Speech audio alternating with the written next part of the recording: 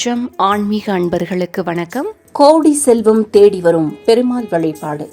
ஒருவருடைய வாழ்க்கையில பணம் என்பது மிகவும் முக்கியமான ஒன்று.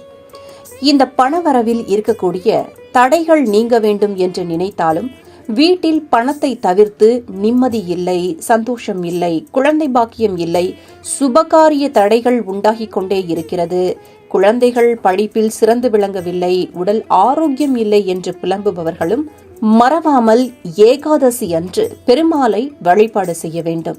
இந்த வழிபாட்டை அருகில் இருக்கக்கூடிய பெருமாள் ஆலயத்தில் செய்வது மிகவும் சிறப்பான ஒன்று. அதிகாலையில் பிரம்ம முகூர்த்த நேரத்தில் எழுந்து ஆண்கள் தலைக்கு நல்லெண்ணெய் வைத்து குளிக்க வேண்டும், பெண்கள் மஞ்சள் பூசி குளிக்க வேண்டும். காலை 6 மணியில் இருந்து 7 மணிக்குள் அருகில் இருக்கக்கூடிய பெருமாள் ஆலயத்திற்கு சென்று 16 நெய் தீபங்கள் ஏற்றி வைத்து பெருமாளை வழிபாடு செய்ய வேண்டும். பிறகு ஆலயத்திலேயே அமர்ந்து பின்வரும் இந்த மந்திரத்தை 27 முறை உச்சரிக்க வேண்டும். ஒருவேளை ஆலயத்திற்கு செல்ல இயலாது என்பவர்கள் வீட்டில் பெருமாளின் படத்திற்கு முன்பாக ஒரு தாம்பலத்தை வைத்து அதில் நவதானியங்களை பரப்பிக் கொள்ளுங்கள்.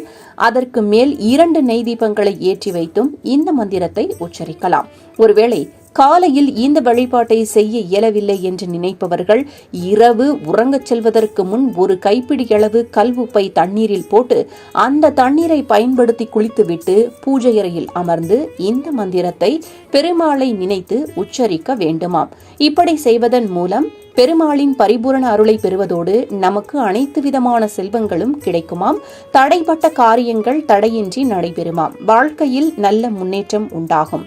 சொல்ல வேண்டிய மந்திரம் ஓம் கிராம் க்ரீம் க்ளீம் ஓம் நமோ ஸ்ரீ வெங்கடேசாய நமக. இந்த மந்திரத்தை முழு மனதோடு அவரை நினைத்து யார் ஒருவர் ஏகாதசி நாளன்று கூறுகிறார்களோ அவருக்கு பெருமாளின் அருள் பரிபூரணமாக கிடைக்கப் பெற்று அனைத்து விதமான செல்வங்களும் பெற்று சிறப்புடன் வாழ்வார்கள் என்கிறார்கள் ஆன்மீக பெரியோர்கள்.